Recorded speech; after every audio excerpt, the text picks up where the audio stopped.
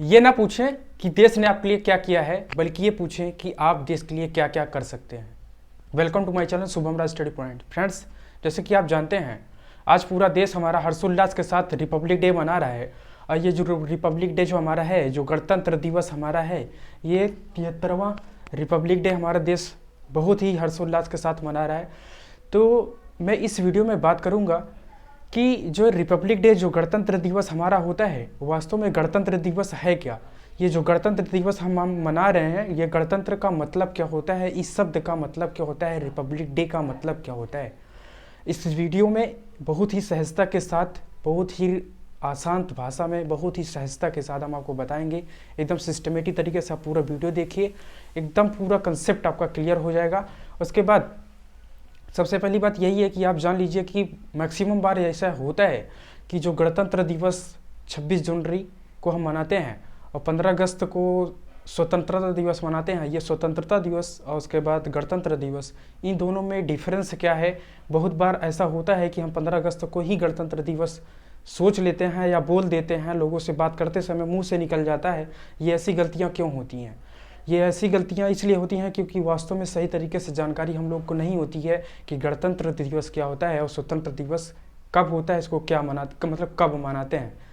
तो इन दोनों में डिफरेंस क्या है, बहुत सही तरीके से आपको जानना बहुत ही ज़रूरी है। शायद आपको पता हो, अगर नहीं पता है तो इस वीडियो को देखेंगे तो बहुत ही अच्छे से सीख सकते हैं, बहुत ही अच्छे से समझ सकते हैं कि वास्तव में गणतंत्र दिवस क्या होता है और स्वतंत्रता दिवस क्या होता है, दोनों में डिफरेंस क्या है। तो मैं इस वीडियो में बात करूँगा 26 जनवरी के बारे में। 26 जनवरी वास्तव में गणतंत्र दिवस के रूप में मनाया जाता है। तो इस गणतंत्र जो हमारा देश बना है, गणतंत्र का मतलब क्या होता है उसको मैं अच्छे से समझाऊंगा। लेकिन जो गणतंत्र राष्ट्र है, गणतंत्र का मतलब यही होता है कि जो हमारा देश होगा, जो हमारा राज्य होगा, जो हमारा देश है, वो देश पूरी तरीके से किसी भी दूसरी कंट्री जो है उसके ऊपर डिपेंड नहीं रहेगा। पूरी तरीके से हर एक व्यवस्थापिका, चाहे कार्यपालक, चाहे न्यायपालिका हो, किसी प्रकार का नियम कानून जो भी बनेगा वो स्वयं हमारी कंट्री के लोगों के द्वारा बनाया जाएगा, हमारी पार्लियामेंट के द्वारा बनाया जाएगा। हमारा कानून हमारे लोगों पर लागू होगा, हमारा कर्तव्य, हमारा अधिकार जो होगा वो सब हमारा होगा, किसी और दूसरी कंट्री का नहीं होगा। यही होता है संप्रभु राष्ट्र। तो इस संप्रभु राष्ट्र जो होता है, वास्तव में जब संप्रभु राष्ट्र हम बने तभी से हम गणतंत्र मतलब गणतंत्र राष्ट्र हमको कहा जाने लगा। तो इस तक हम कैसे पहुँचे, संप्रभु राष्ट्र तक हम कैसे पहुँचे, किन किन परिस्थितियों से पहुँचे, किन किन शासन व्यवस्थाओं, किन किन व्यवस्थाओं के द्वारा हम पर शासन किया गया, वो सब सारा चीज़ हम बात करेंगे। मतलब किन किन परिस्थितियों से हम गुजरने के बाद जो है एक गणतंत्र राष्ट्र बने, इसके बारे में बहुत अच्छे तरीके से आपको बताएंगे। आप केवल वीडियो में लास्ट तक बने रहिए, बहुत अच्छा कंसेप्ट आप यहाँ से सीख कर जाने वाले हैं। केवल आप पूरा वीडियो देखिए बस। तो कहने का मतलब ये है कि हम गणतंत्र राष्ट्र, हम जब 26 जनवरी 1950 को जब हमारा संविधान बनकर पूरी तरह से लागू हो गया, तब से क्या हुआ कि हम गणतंत्र दिवस कहलाना जाने लगा हम लोग को। तो ये गणतंत्र दिवस जो है, ये 26 जनवरी को ही क्यों मनाया जाता है, इसको भी आप इसी वीडियो में बहुत अच्छे तरीके से समझ पाएंगे। तो सबसे पहली बात यही है कि जो हमारा गणतंत्र राष्ट्र बना, जो संप्रभु राष्ट्र बना, जो पूरी शक्ति हमारे पास खुद आई, वहाँ तक हम लोग पहुँचे कैसे, उसके पहले क्या क्या हुआ, कौन कौन सी परिस्थितियों से हमको गुजरना पड़ा, उसके बारे में बात करेंगे। बड़ी सहजता के साथ आप वीडियो को देखिए, समझिए। जैसे मैं बात करता हूँ, जैसे देखिए, अगर शुरू में जैसे बात करें तो किन किन परिस्थितियों से हमको गुजरना पड़ा संप्रभु राष्ट्र बनने से पहले, उसके बारे में बात करें तो सबसे पहली बात तो उपनिवेश, हम उपनिवेश थे। उसके बाद संरक्षित राज्य की श्रेणी में आ गए, फिर डोमिनियन स्टेट की श्रेणी में आ गए, फिर उसके बाद जाके संप्रभु राष्ट्र बने। तो ये सब होता क्या है, इसके बारे में पहले मैं बात करूंगा, बहुत अच्छे से आपको समझाऊंगा। इसी के माध्यम से आपको मैं 26 जनवरी 1950 जो हमारा संविधान बनकर जब लागू हो गया, तो गणतंत्र जब हम बन गए, तो वहाँ तक पहुँचेंगे, सिर्फ इसके माध्यम से पहुँचेंगे। पहले आप इसका कंसेप्ट आप जब समझ जाएंगे तो ये सारी चीज़ें आपको बहुत ही बेहतरीन तरीके से समझ में आ जाएगी। और उसके बाद जो गणतंत्र हम बोलते हैं शब्द, उस गणतंत्र शब्द के बारे में आप उसका निचोड़ निकाल पाएंगे कि वास्तव में गणतंत्र शब्द अपने आप पे होता क्या है, इसका मतलब क्या है, पूरा एकदम अच्छे से क्लियर हो जाएगा। तो जैसे मैं बात करता हूँ उपनिवेश, उपनिवेश कहने का मतलब, पहले बात तो ये जान लीजिए आप कि ये जो मैं चर्चा करूँगा सारी पॉइंट्स पर, ये सारी पॉइंट्स जो है किसी एक कंट्री के नहीं बल्कि दो कंट्री के बीच को लेकर चर्चा होगी। तो इसको अच्छे से अगर समझेंगे तो समझ में आ जाएगा आपको। जैसे देखिए उपनिवेश कहने का मतलब क्या है, जैसे मान लीजिए दो स्टेट है, यहाँ पे मैं स्टेट बात करूँगा। स्टेट का कहने का मतलब कि जब भी पॉलिटिकल साइंस जैसे आप पढ़ते हो, या भी कोई भी जब आप मान लो जैसे कोई भी जैसे अंतर्राष्ट्रीय लेवल पर कोई भी घटना जब आप पढ़ते हो, तो किसी भी एक देश को देश नहीं बोला जाता, बल्कि उसको राज्य बोला जाता है।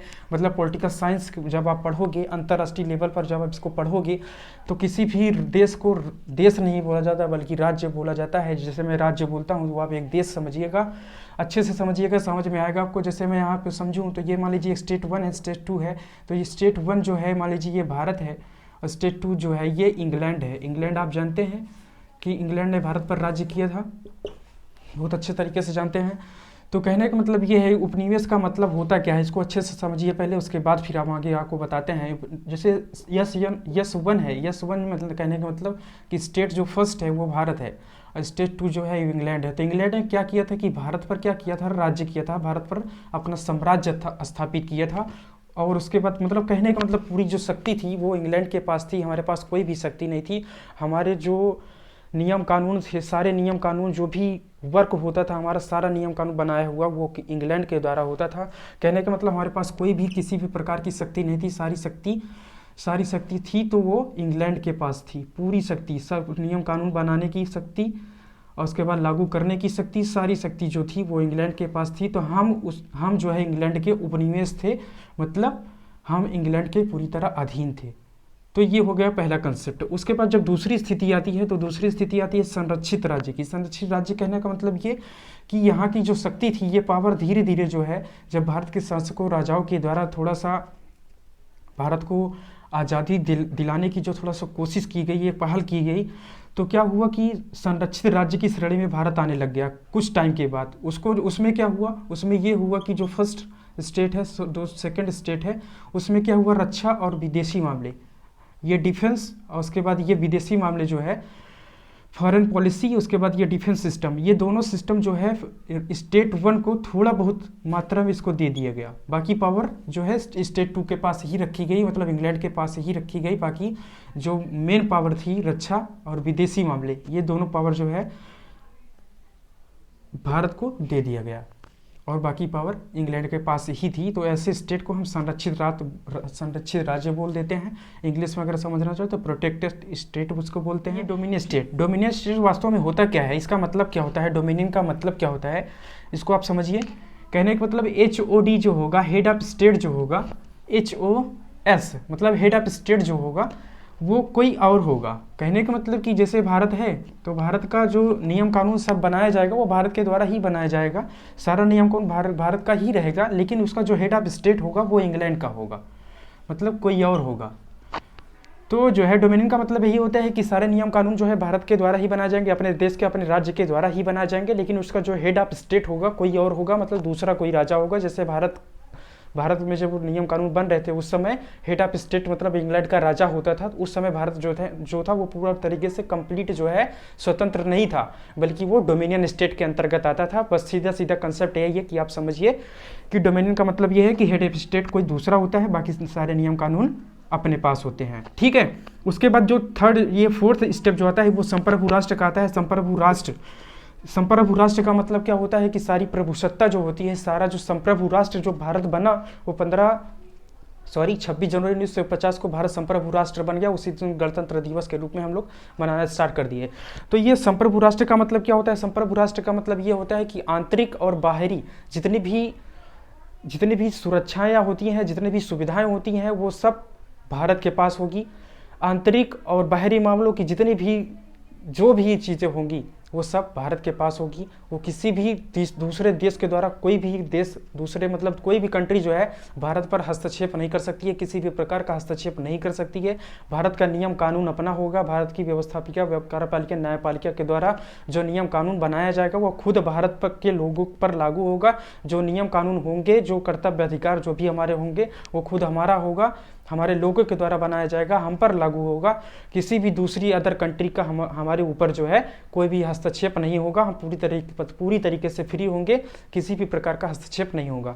तो ये होता है संप्रभु राष्ट्र, ये होती है प्रभुसत्ता, इसका मतलब होता है संप्रभु। और तभी से हम पूरी तरह से क्या हो गए, स्वतंत्र हो गए। जब हम पूरी तरह से स्वतंत्र हो गए तभी से हमारा देश जो है गणतंत्र हो गया। और गणतंत्र जब हो गया तो तभी से 26 जनवरी से है ये हम क्या हुआ कि गणतंत्र दिवस मनाने स्टार्ट कर दिए।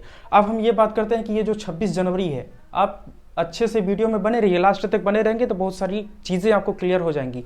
इन चारों जो है स्टेट पॉलिसी के माध्यम से जो है सारा चीज़ समझ पाए कि हाँ वास्तव में एक उपनिवेश से हमारा देश जो है ये संप्रभु राष्ट्र तक कैसे बना।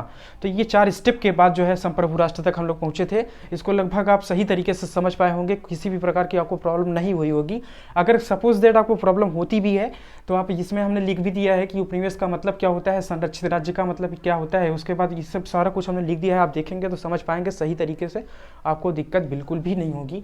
अब मैं ये बात करता हूँ कि ये वास्तव में 26 जनवरी जो है, 26 जनवरी 1950 जो है यहाँ तक हम कैसे पहुँचे, मतलब कौन कौन सा स्टेप करने के बाद जो है 26 जनवरी 1950 तक हम पहुँचे। ठीक है, इस पर मैं बात करूँगा। जैसे देखिए सबसे पहली डेट जो आती है वो आती है 15 अगस्त 1947। 15 अगस्त 1947 को अगर हम बात करें तो 15 अगस्त 1947 के पहले जो है हम पूरी तरह जो थे वो हम ब्रिटिश कॉलोनी के अधीन थे, मतलब ब्रिटिश का उपनिवेश था हमारे ऊपर, हम ब्रिटिश के अधीन थे, मतलब इंग्लैंड के अधीन थे। ठीक है, ये 15 अगस्त 1947 की पहली की बात है कि हम ब्रिटिश के अधीन थे, मतलब हम किसी का उपनिवेश थे। हमारा नियम कानून जो था वो हमारा खुद का नहीं था, वो किसी और का था, केवल हम लोगों पर थोपा गया था, हम लोग को ज़बरदस्ती लागू करवाया गया था। हम लोग नियम कानून जो था वो उनका पालन करते थे, मतलब हम दूसरे के अधीन थे। ये बात हुई 15 अगस्त 1947 के पहले की बात।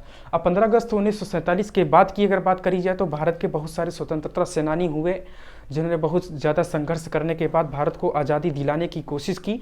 ठीक है, तो उसमें क्या हुआ, जो इंग्लैंड के राजा के द्वारा जो नियम कानून बनाया जाता था, ठीक है, तो उनको भी ऐसा लगे कि भारत जो है भारत को आज़ादी, मतलब भारत को आज़ाद कर देना चाहिए। तो उसी में जो है उसी को देखते हुए भारतीय स्वतंत्रता अधिनियम एक पारित किया गया इंग्लैंड के द्वारा।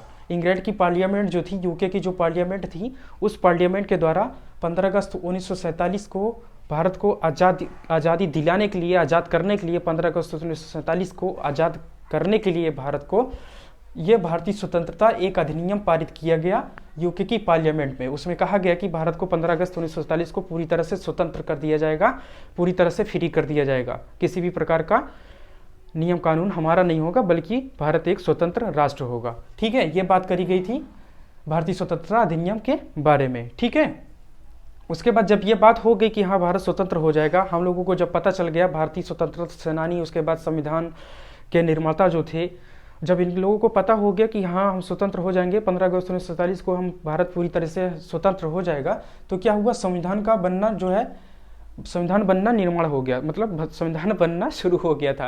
ओके, तो जब संविधान बनना शुरू हो गया था तो क्या हुआ, नवंबर 1946 को भारतीय संविधान की पहली बैठक हुई थी। नवंबर 1946 में भारतीय संविधान की पहली बैठक हुई और उसके बाद संविधान बनना शुरू हो गया।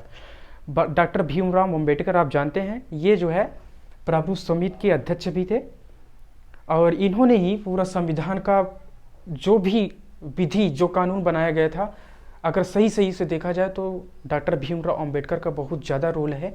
उन्होंने जो नियम कानून भारत की संविधान में जो भी नियम कानून बनाया, बहुत बड़ा रोल उनका है, ये तो सभी जानते हैं, उसमें कोई प्रॉब्लम नहीं है। उसके बाद की अगर डेट की बात की जाए तो दिसंबर 1946 को संविधान बनना, ये तो एक प्रोसेस शुरू हुआ नवंबर 1946 से।